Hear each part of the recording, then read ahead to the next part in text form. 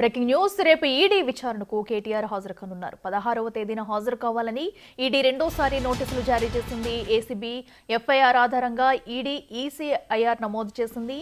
FEO కంపెనీకి HMDA నిధులను RBI rules కు విరుద్ధంగా బదిలీ చేసినట్టు ఆరోపణలు ఉన్నాయి.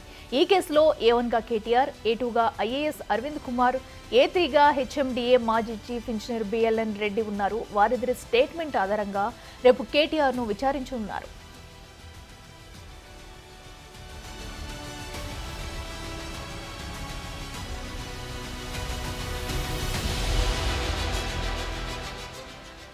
మాజీ మంత్రి కేటీఆర్ ను రేపు మరోసారి విచారించనున్నారు ఈడీ అధికారులు. అయితే ఇప్పటికే మొదటిసారి విచారణ ముగిసిన అనంతరం కూడా రేపు మరోసారి విచారించనున్నారు. అయితే ఇప్పటికే సుప్రీంలో కేటీఆర్ వేసిన క్వాష్ పిటిషన్ కూడా సుప్రీంకోర్టు అయితే కొట్టివేసింది. దీన్ని విచారించలేమంటూ కూడా తేల్చి చెప్పింది సుప్రీంకోర్టు. దీంతో కేటీఆర్ కు భిక్షాక్ తగిలింది. అయితే ఈ నేపథ్యంలో రేపు కేటీఆర్ ఈడీ విచారణకు హాజరు కానున్నారు.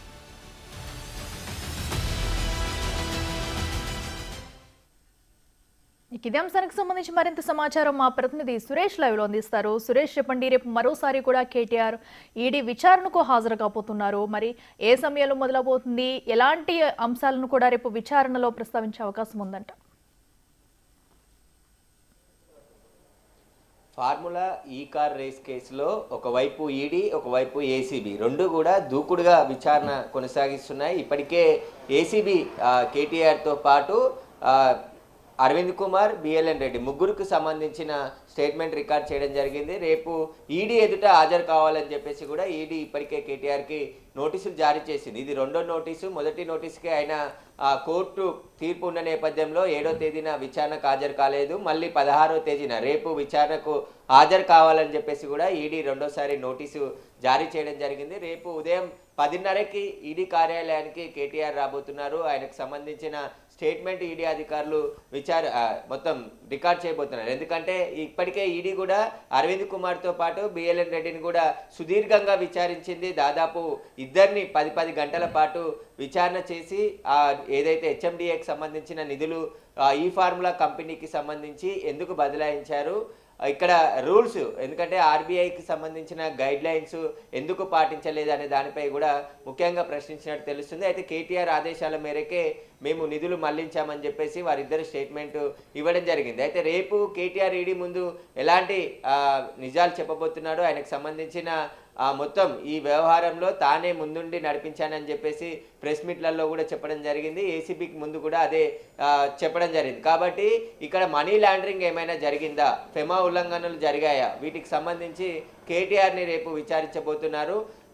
అంతిమంగా ఎవరికి ప్రయోజనం చేకూరింది, ఎందుకంటే విదేశీ డబ్బు రూపంలో హెచ్ఎండిఏకి సంబంధించి ప్రభుత్వ ఖజానా నుండి దాదాపు 46 కోట్ల పైగా నిధులని మళ్లించారు. దానికి అదనంగా 8 కోట్ల రూపాయలు ఇన్కమ్ ట్యాక్స్ కట్టాల్సి వచ్చింది. ఎందుకంటే రూల్స్ పాటించినందుకు మరో 8 కోట్ల రూపాయలు అదనంగా హెచ్ఎండిఏకి భారమైంది. కాబట్టి వీటన్నిటిని ఎందుకు రూల్స్ పాటించలేదనే దానిపై కేటీఆర్ని ప్రశ్నించబోతున్నారు. ఒకవేళ మనీ లాండరింగ్ జరిగితే ఖచ్చితంగా కేటీఆర్పై తదుపరి చర్యలు తీసుకునే అవకాశాలు కనబడుతున్నాయి. ఆ కంపెనీకి వెళ్ళిన డబ్బులు ఫైనల్గా ఎక్కడికి వెళ్ళాయి, ఎందుకంటే ఈ ఫార్ములాకి డబ్బులు వెళ్ళాయి కాబట్టి ఆ కంపెనీ ఇక్కడ రేస్ కూడా నిర్వహించలేదు. అగ్రిమెంట్ జరగకముందే నిధులు ఎందుకు మళ్లించారనే దానిపై కూడా కేటీఆర్ని రేపు ఈడీ అధికారులు ప్రశ్నించనున్నారు. ఇక సుప్రీంకోర్టు కూడా తనపై ఏసీబీ నమోదు చేసిన కేసును క్వాష్ చేయాలని చెప్పేసి హైకోర్టు సవాల్ను సుప్రీంకోర్టులో సవాల్ చేయడం, పిటిషన్ దాఖలు చేయడం జరిగింది. అయితే సుప్రీంకోర్టు కూడా కేటీఆర్కి సంబంధించిన పిటిషన్ కొట్టేసింది. ఇక ఏసీబీ కూడా దూకుడుగా వెళ్ళే అవకాశం కనబడుతుంది. మరొకసారి ఏసీబీ కూడా కేటీఆర్ని విచారణకు పిలిచే అవకాశాలు కూడా కనబడుతున్నాయి. ఆయనని 17 లేదా 18వ తేదీన మరొకసారి ఏసీబీ విచారించబోతుంది. రేపైతే ఈడీ అధికారులు కేటీఆర్ని విచారించనున్నారు. కేటీఆర్ ఎలాంటి సమాచారం ఇస్తాడు, అసలు దీనికి సంబంధించిన పూర్తి దర్యాప్తు కొనసాగుతుంది. కాబట్టి ఈడీ ఇప్పటికే హెచ్ఎండిఏతో పాటు మున్సిపల్ అడ్మినిస్ట్రేషన్ నుంచి కూడా అనేక ఆధారాలు తెప్పించుకోవడం జరిగింది.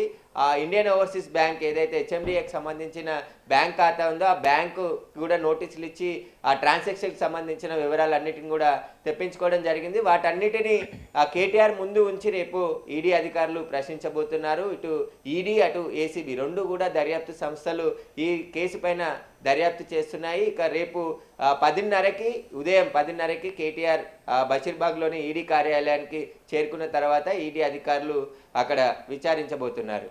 అయితే సురేష్, మనం చూస్తున్నాం ఇప్పటికే ఆల్రెడీ వీరి ముగ్గురిని కూడా ఆల్రెడీ విచారణ పూర్తయింది. అయితే ఇప్పటి వరకు విచారణలో ప్రధానంగా ఏ అంశాలనైతే వాళ్ళు గుర్తించారు? ఎందుకంటే ఆల్రెడీ ఇటు కేటీఆర్ కూడా చెప్పడం జరిగింది, కొన్నిసార్లు అయితే నేనే చేయించానని, కొన్నిసార్లు నాకు ఎలాంటి సంబంధం లేదు, అటు హెచ్ఎండిఏ చూసుకోవాలన్నట్టు కూడా. మరి ఈ కేసులో ప్రధానంగా వాళ్ళు కీ పాయింట్లు కూడా ఎలాంటివి పట్టుకున్నారు? ఎందుకంటే దానికి క్యాష్ ట్రాన్సాక్షన్కి సంబంధించి డీటెయిల్స్ కూడా క్లియర్గా ఉన్నాయి, అటు గ్రీన్ కోకి సంబంధించి కూడా.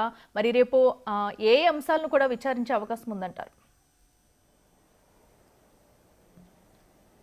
ఏసీబీ ఈ ఫార్ములాకు సంబంధించిన కేసు మొత్తం దర్యాప్తు చేస్తుంది.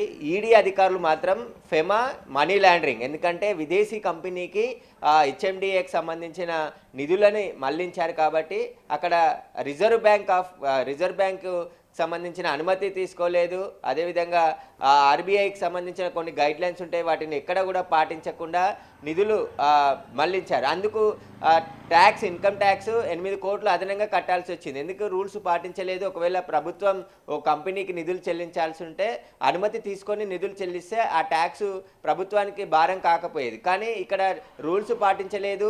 మనీ లాండరింగ్, ఎందుకంటే ఆ కంపెనీ తర్వాత ఈ 55 కోట్ల రూపాయలు ఆ కంపెనీకి వెళ్ళిన తర్వాత ఆ కంపెనీ నుంచి ఎవరికి వెళ్ళాయి అనే దానిపై ఇప్పుడు ఈడీ విచారణ చేయబోతుంది.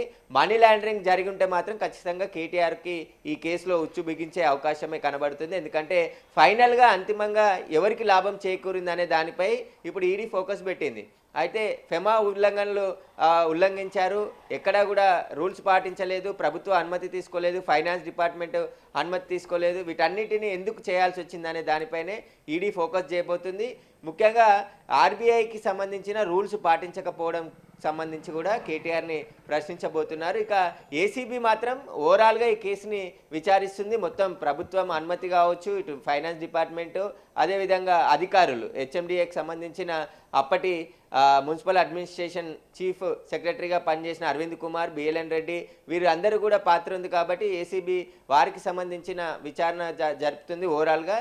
అయితే ఈడీ మాత్రం ఏదైతే మనీ లాండరింగ్, ఫెమా ఉల్లంఘనలకు సంబంధించి విచారణ జరపబోతుంది. ఇప్పటికే ఈడీ ఎదుట అరవింద్ కుమార్, బిఎల్ఎన్ రెడ్డి హాజరయ్యారు. కేటీఆర్ మొదటి నోటీస్కి విచారణకు హాజరు కాలేదు, రెండో నోటీసు ఇప్పుడు ఇచ్చారు కాబట్టి రేపు విచారణకు హాజరవుతున్నారు. ఇప్పటికే బిఎల్ఎన్ రెడ్డి, అరవింద్ కుమార్ ఇచ్చిన స్టేట్మెంట్ ఆధారంగా రేపు కేటీఆర్ని విచారించబోతున్నారు. ఏసీబీ మాత్రం ముగ్గురిని విచారించింది. కేటీఆర్ని విచారించింది, అరవింద్ కుమార్ని విచారించింది, బిఎల్ఎన్ రెడ్డిని విచారించింది.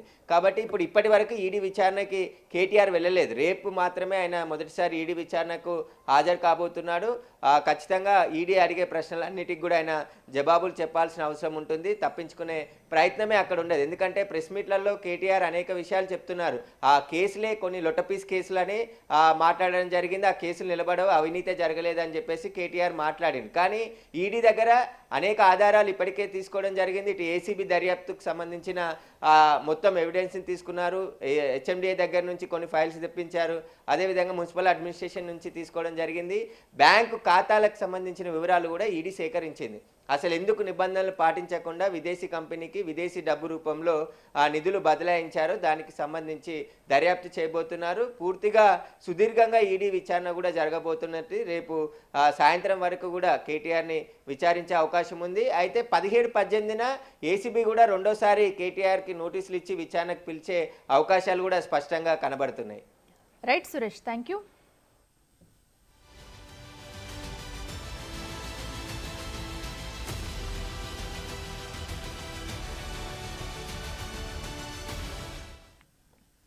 ఇక అంతకుముందు సుప్రీంకోర్టులో కేటీఆర్కు చుక్కెదురైంది. హైకోర్టు తీర్పులో జోక్యం చేసుకోలేమని సుప్రీం తేల్చి చెప్పింది. దాంతో పిటిషన్ను విత్డ్రా చేసుకుంటామని కేటీఆర్ తరపు న్యాయవాది కోరారు. అందుకు ఛాన్స్ లేదని పిటిషన్ను ధర్మాసనం డిస్మిస్ చేసింది. ఇది కక్ష సాధింపుతో పెట్టిన కేసని కేటీఆర్ తరపున సీనియర్ న్యాయవాది సుందరం వాదనలు వినిపించారు. ఈ కేసుకు అవినీతి నిరోధక చట్టం వర్తించదన్నారు. డబ్బు తీసుకున్న వారిని హెచ్ఎండిఏను నిందితులుగా చేర్చలేదని సుప్రీం దృష్టికి తీసుకెళ్లారు.